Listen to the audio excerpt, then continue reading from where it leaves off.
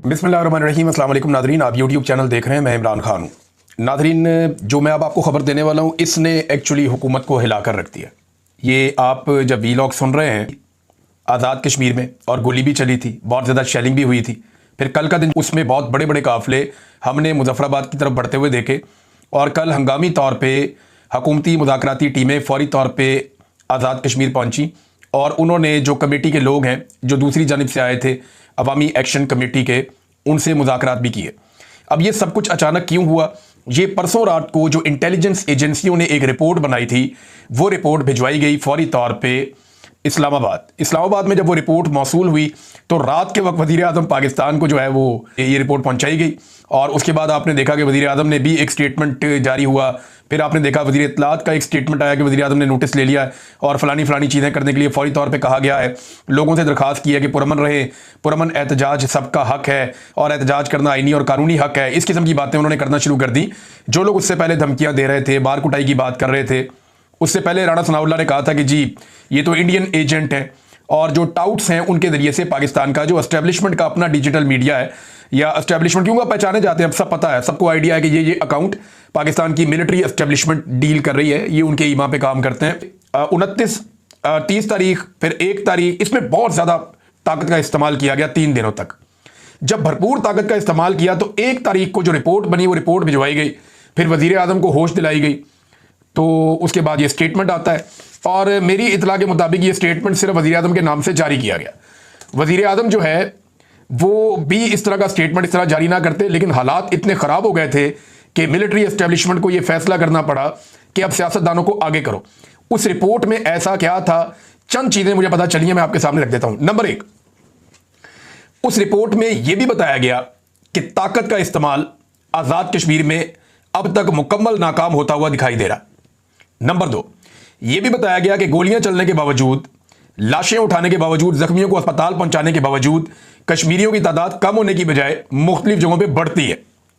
तीसरा, उस रिपोर्ट में यह बताया गया कि एक दिन गुजरने के बाद अगले दिन जुम्मा आ रहा है और जुम्मे वाले दिन आज़ाद कश्मीर में लोगों की बहुत बड़ी तादाद मसाजिद में जुम्मे की नमाज पढ़ने जाती है और जितने भी उलमा इकराम हैं वो अवामी एक्शन कमेटी के मुतालबात के साथ खड़े हैं और जुम्मे वाले दिन जो तहरीक शुरू हो जाएगी या जिस तरह अवामी रद्द-ए-अमल आएगा उसको कंट्रोल करना इस वक्त हुकूमत और हुकूमती कारिंदों के लिए मुमकिन नहीं होगा। फिर इंटेलिजेंस मुकम्मल तौर पर नाकाम हो गई, वहां पे जो सिक्योरिटी फोर्सेज मुकम्मल तौर पे नाकाम हो गई। लोगों ने सिक्योरिटी फोर्सेज के लोगों को ना सिर्फ फेंटी लगाई बल्कि जहां जगह पे लोग काबू आए उन्होंने वापसी का रास्ता दिखाया कि यहां से वापस जाओ। यानी जो बंदा सरेंडर कर देता था या पकड़ा जाता था उसको बिल्कुल आज़ाद कश्मीर के शहरियों ने नहीं मारा, बल्कि उन्होंने उनको रेस्क्यू भी किया।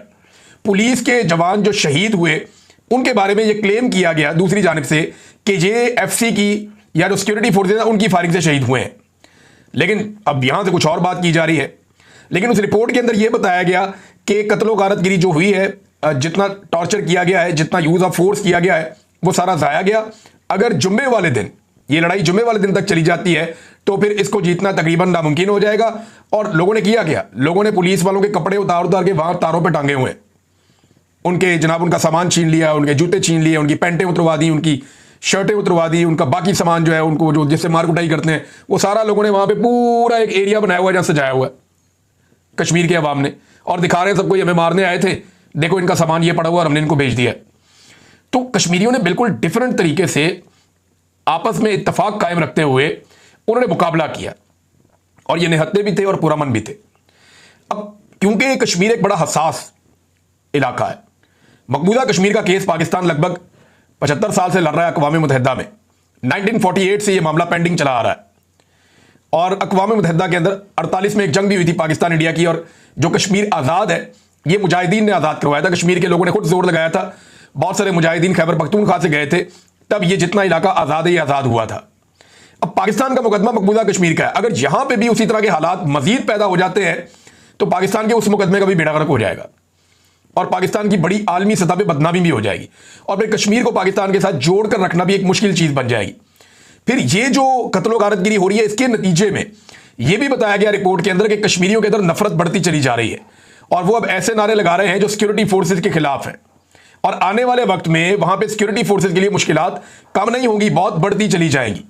अब जब इन सारी चीजों को इकट्ठा करके पहुंचाया गया तो परसों रात को पहला स्टेटमेंट आता है हुकूमत की जानिब से पैंतरा चेंज किया जाता है। अगले दिन यानी कल राणा सनाउल्लाह साहब का स्टेटमेंट आता है, जो एक दिन पहले कह रहे थे कि जनाब ये तो गद्दार है, इंडिया के साथ मिले हुए हैं, और अगले दिन स्टेटमेंट आता है कि नहीं ये तो हमारे भाई हैं, हमदर्दी हमें इनसे प्यार है। ख्वाजा आसिफ का बड़ा, सबका, ख्वाजा साद रफीक का, सबके मीठे मीठे स्टेटमेंट आते हैं, और जो लोग कश्मीरी हैं PMLN में उनको इस्तेमाल किया जाता है कि जनाब फौरी तौर पे जाएं और जाके कुछ ना कुछ करके मुज़ाकरात करें और जुम्मे से पहले मामला को तय कर लें। अब मामला जब तय करने के लिए ये लोग बैठते हैं तो पहले तो जो मुज़ाकराती कमेटी है दूसरी जानिब से, मुज़ाहिरीन की जानिब से, उन्होंने कुछ चीज़ें तय कर ली। उन्होंने कहा जी वज़ीर-ए-आज़म आज़ाद कश्मीर को शामिल ना किया जाए, वहाँ वज़ीर दाखिला कर्नल रिटायर वकार नूर है उसको भी शामिल ना किया जाए, मुमताज़ राठौर के लोग बहुत खिलाफ थे। फिर उन्होंने कहा जी हमारे जो कातिल है ना, जिन लोगों ने हमें कत्ल किया है, अहकामात जारी किए, वो मुज़ाकराती मेज़ पर नहीं बैठेंगे। फिर उन्होंने कहा जी जो प्रोपेगेंडा हमारे खिलाफ किया गया कि हम पाकिस्तान के खिलाफ हैं और इंडिया के एजेंट हैं, उसका भी हम जवाब मांगेंगे। तो इस किस्म की बहुत सारी चीज़ें जो हैं वो उन्होंने तय की। यानी मुस्लिम कॉन्फ्रेंस की तरफ से जो फायरिंग हुई, और इसके बाद जो काफिलों के ऊपर जो असला ले जाने का एक झूठा इल्ज़ाम लगा कि लोग मुसल्ला थे, इन सारी चीज़ों पे उन्होंने कहा जी कि हम जवाब मांगेंगे, भारत कातिल है, हमें भारतीय एजेंट कहना संगीन और नाकाबिल कबूल इल्ज़ाम है। ये उन्होंने पहले तय कर दिया था आपस में। अब सोराब बरकत साहब ने जो न्यूज़ दी है, उनकी इतला के मुताबिक जो हुकूमत के और मुज़ाकराती कमेटी के बीच में, जो अवामी एक्शन कमेटी है, इनके बीच में जो बातचीत हुई है, इसमें जो चीज़ें तय हुई हैं वो क्या है मैं आपको बता देता हूं। नंबर एक, जो 12 सीटें हैं जिनका फड्डा है असल में, जिनके जरिए से एस्टेब्लिशमेंट कंट्रोल करती है आज़ाद कश्मीर की पूरी इंतजामिया को और पूरी हुकूमत को, वो 12 सीटों के फंड फौरी तौर पर रोक दिए जाएंगे, नंबर एक। नंबर दो, इनकी वजारत 2 तक महदूद कर दी जाएगी। नंबर 3, इनके खात्मे के लिए एक कमेटी बनाई जाएगी जिसमें अवामी एक्शन कमेटी का एक मेंबर शामिल होगा। यानी इन 12 सीटों को अब खत्म कर दिया जाएगा और उसके लिए पहले एक कमेटी बनाई जाएगी। इन सीटों का आइंदा वजीर आजम के इंतखाब से कोई ताल्लुक नहीं होगा। यानी अगर ये सीटें रहेंगी तो वजीर आजम का इंतखाब नहीं कर सकेंगी, ये ना ये हुकूमत गिरा सकेंगे, ना ये हुकूमत बना सकेंगे। एक सिंबॉलिक वैल्यू के तौर पर इनको रखना तो आप रख ले। इसी तरह मुराद फौरी तौर पर कम की जाएंगी जो मुराद दी जाती हैं, और बाकी मुतालबात भी फिर साथ साथ मान लिए जाएंगे। अब ये सोच मौजूद है कि अवामी एक्शन कमेटी अब आपस में फैसला करेगी और फिर मुज़ाकरात आगे बढ़ेंगे। ये डेवलपमेंट हुई है और अभी तक दोनों के बीच में दोबारा मुज़ाकरात कब होने हैं मेरे पास इसके बारे में इंफॉर्मेशन नहीं है, क्योंकि हुकूमत ने कुछ चीज़ें तस्लीम की हैं, कुछ चीज़ें रिक्वेस्ट की हैं। अब वो बातें जो है वो दोबारा बैठेंगे अवामी एक्शन कमेटी के लोग, और वो बैठे भी हैं, वो क्या चीज़ें तय करते हैं इस वक्त मेरे पास, क्योंकि वहाँ डेवलपमेंट नहीं आई, तो अभी जब मैं रिकॉर्ड कर रहा हूँ उसके बारे में मुझे नहीं पता, लेकिन ये ज़राए से खबरें आई हैं, मैंने आप तक पहुँचा दी हैं। तो ये जो एक इंटेलिजेंस की रिपोर्ट आई हुकूमत के पास और इस्लामाबाद में पहुंची, उसने सबको हिलाकर रख दिया और ताकत वहां पे नाकाम हो गई थी। ज्वाइंट अवामी एक्शन कमेटी एक और बात कहती है मुराद के बारे में, वो ये बताते हैं कि जी असेंबली के 53 मेंबर्स हैं, वजीर इनमें से 34 है, यानी 53 की टोटल असेंबली है। एक को अपोजिशन में डाल देते हैं और 34 उसके अंदर वजीर हैं इस वक्त, 10 उसके अंदर मुशीर हैं इस वक्त, वजीर आजम और सदर 2 बीच में ये भी शामिल है।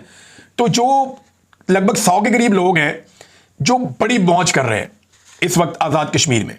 और अब जो 310 अरब रुपए का इनका बजट है, उसमें से ये लोग बताते हैं कि बजट का एक बड़ा हिस्सा जो कि 62 अरब रुपए बनता है वो इन लोगों पे खर्च कर दिया जाता है। यानी अगर इन 100 लोगों में तकसीम करें तो 62 करोड़ रुपया फी शख्स सालाना खर्च किया जाता है। ये मुराद याफ्ता लोग जो हैं, ये इतने ताकतवर लोग हैं। यही पैसा अगर आवाम पर खर्च किया जाए तो आज़ाद कश्मीर के हर जिले को 6.2 अरब मजीद मिल सकता है, जिससे वहां की आवाम की किस्मत बदल सकती है। और यह पैसा आवाम को मिलना चाहिए। ये मुराद सियासतदानों को और अय्याशी करने वाले ब्यूरोक्रेट्स को, और ये 100 अफराद तो मेन है ना बीच में, कहते हैं इन 100 अफराद के ऊपर रियासत पैसे का एक बहुत बड़ा हिस्सा खर्च कर रही है जो ज्यादती है। ये पैसा उन पे खर्च नहीं करना चाहिए बल्कि अवाम पे खर्च करना चाहिए। ये एक इनका बड़ा मुतालबा है।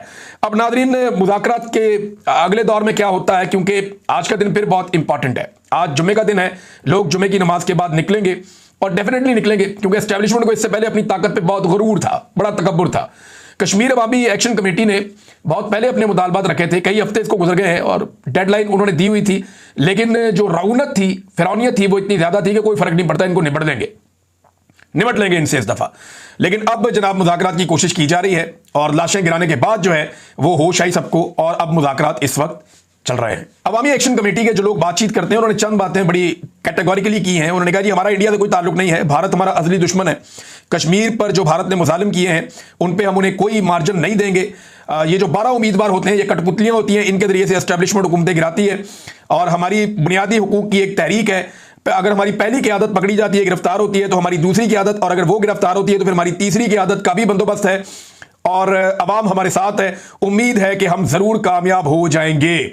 नाज़रीन, ओवरसीज पाकिस्तानी जो कश्मीरी मौजूद है पूरी दुनिया में, उन्होंने भी एहतजाज शुरू कर दिया है। न्यूयॉर्क में ओवरसीज पाकिस्तानियों का कॉन्सुलेट के सामने भरपूर एहतजाज हुआ है। जो वहां पे जर्नलिस्ट मौजूद हैं उनसे मैंने पूछा तो उन्होंने कहा जी कि हमने ऐसा भाईचारा भी नहीं देखा। पाकिस्तान में अगर लोग ऐसे एहतजाज करें तो एस्टेब्लिशमेंट से बहुत जल्दी वो जान छुड़ा सकते हैं। गैर कानूनी और गैर आईनी जो किरदार है पाकिस्तान की मिलिट्री एस्टेब्लिशमेंट का, उसको सियासत से निकाल के बाहर फेंक सकते हैं अगर पाकिस्तान के अंदर भी अवाम ऐसा भाईचारा दिखाएं। बिल्कुल वैसा भाईचारा जैसा जमान पार्क में इमरान खान साहब के घर के बाहर लोग इकट्ठे होते थे और वो एक दूसरे को बचाते थे, एक दूसरे को प्रोटेक्ट करते थे। जैसे लोग इमरान खान के साथ इकट्ठे होते थे वैसा भाईचारा कश्मीर में देखा गया। लेकिन ब्रूटल यूज ऑफ फोर्स के बावजूद ये लोग पीछे नहीं हटे। ये बहुत बड़ा फर्क है। जिसको जो काम मिलता है वो बता रहे हैं आजाद कश्मीर में वो करता है पूरी जिम्मेदारी के साथ, और हर आदमी को लगता है कि उसकी रिस्पॉन्सिबिलिटी और उसको फिक्र है कि ये तहरीक हर हाल में कामयाब होनी चाहिए, और शऊर इसमें एक बहुत बड़ा रीजन है। और 2023 में ही शेल पाकिस्तान, उसके बाद जनाब बायर छोड़ गया पाकिस्तान को जून जुलाई 2023 में, दिसंबर 2023 में टेलीनॉर चला गया, मई 2023 में असासों की फरोख्त हुई फाइजर के, उसके बाद जनाब अपने हिस्से बेच दिए या अपने शेयर्स बेच दिए टोटल एनर्जीज ने, उसके बाद एली लिली फार्मास्यूटिकल्स ने नवंबर 2022 में अपनी मैन्युफैक्चरिंग पाकिस्तान में बंद कर दी। जुलाई 2025 में माइक्रोसॉफ्ट टेक्नोलॉजी ये भी पाकिस्तान छोड़ गए। और अब जनाब जो क्रीम है, जैसे ऊबर है, जैसे क्रीम है, ये क्रीम जो है वो जुलाई में ये भी पाकिस्तान को छोड़ गई इसी साल। और अब जनाब प्रॉक्टर एंड गैम्बल, ये बड़ी बड़ी मल्टीनेशनल कंपनियां हैं और ये पाकिस्तान को छोड़ छोड़ के जा रही है। और इसके ऊपर जो है वो दुनिया भर के जो तजिया निगार हैं, जो इदारे इस बारे में काम करते हैं इन्वेस्टमेंट के बारे में, वो ये बता रहे हैं कि पाकिस्तान में अलार्मिंग सिचुएशन है। लेकिन पाकिस्तान का वजीर आजम, उसने एयरफोर्स वन को रिक्शा बनाया हुआ है, वो दुनिया में ट्रैवल कर रहा है, वो कहके लगा रहा है, लोगों के साथ जबरदस्ती जफियां डाल डाल के तस्वीरें बना के साबित कर रहा है कि मेरे से बड़ा लीडर कोई नहीं है। और पाकिस्तान के आर्मी चीफ वो जनाब ब्रीफ केस के अंदर मादनियात लेकर जा रहे हैं कि जनाब हमसे ये सौदा बहुत जबरदस्त है। बतौल अहमद वली खान के दुकानदार वाला काम किया उन्होंने, एक ताजिर वाला काम किया उन्होंने, जो उनको सूट नहीं करता और ये लोग इसको माइंड करते हैं, बुरा बनाते हैं, अच्छा भी नहीं लगता, तो वो ये काम कर रहे हैं। हालांकि इनके करने का ये काम नहीं है, सिक्योरिटी वाले सिक्योरिटी करें, क्योंकि आप बूटों के साथ, डंडों के साथ, बंदूकों के साथ मईशत नहीं चला सकते, ये चलनी नहीं, सवाल ही पैदा नहीं होता। ये दिमाग वाले लोग चलाते हैं। मोटी खोपड़ी कहां से चलाएगी मईशत? मईशत ऐसे थोड़ी चलती है। वो तो मईशत दान होते हैं, बड़े पढ़े लिखे लोग होते हैं, बहुत समझदार लोग होते हैं, जिन्होंने अपनी सारी जिंदगी इस काम में लगाई होती है। ये बैंकर्स को उठा के, जो अकाउंटों की हेर फेर के मास्टर हों या जो मनी लॉन्ड्रिंग के मास्टर हों, उनको उठा के आप मईशत चलाएंगे तो मईशत का दबरदूस होगा जो हो गया है। नाज़रीन, अब तक के लिए इतना ही। अपना ख्याल रखिएगा, अपने चैनल का भी। अल्लाह हाफिज़।